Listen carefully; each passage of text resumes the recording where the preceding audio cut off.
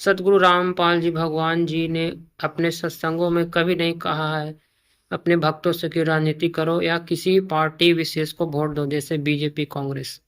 और इसी ज्ञान के विरुद्ध सतलोक आश्रम मैनेजमेंट अपने भक्तों से राजनीति करवा रहा है। 2019 में कांग्रेस को सपोर्ट करवाना, 2024 में बीजेपी को सपोर्ट करवाना, ये सतगुरु रामपाल जी भगवान के आदेश और उनके मर्यादा के विरुद्ध कार्य करवा रहा है सतलोक का आश्रम अपने भक्तों से। इसलिए सावधान हो जाएं, परमात्मा के ज्ञान को आधार बनाएं और समय रहते साध संगति से जुड़े, क्योंकि साध संगति सतगुरु रामपाल जी भगवान जी का सत्य मिशन है।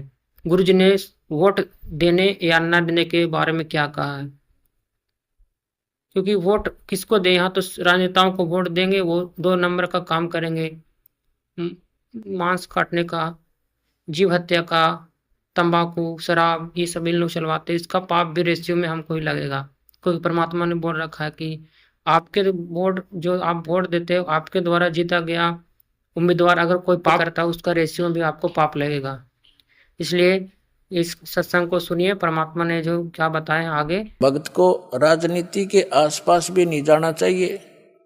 वोट देना हो, नेक आदमी देखकर वोट देना, किसी ऐसे भाव में भावुक होकर किसी के कहने से और या कोई पार्टी विशेष देखकर आप अपना वोट देकर पाप के भागी मत बनना, क्योंकि आपके द्वारा दिया गया वोट से जो चुना हुआ व्यक्ति है, यदि वो गलतियां करता है तो उसका रेशो में पाप आपको भी लगेगा।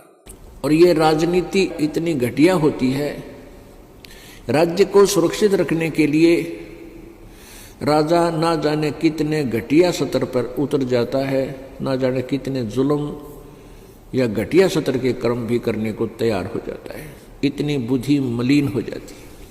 तो भगत भाई बहनों, आपसे प्रार्थना है कि सब समय रहते ज्ञान को आधार बनाएं और साथ संगति जुड़े, सतलोक आश्रम का साथ छोड़ें। बंदी छोड़ सतगुरु रामपाल जी भगवान की जय।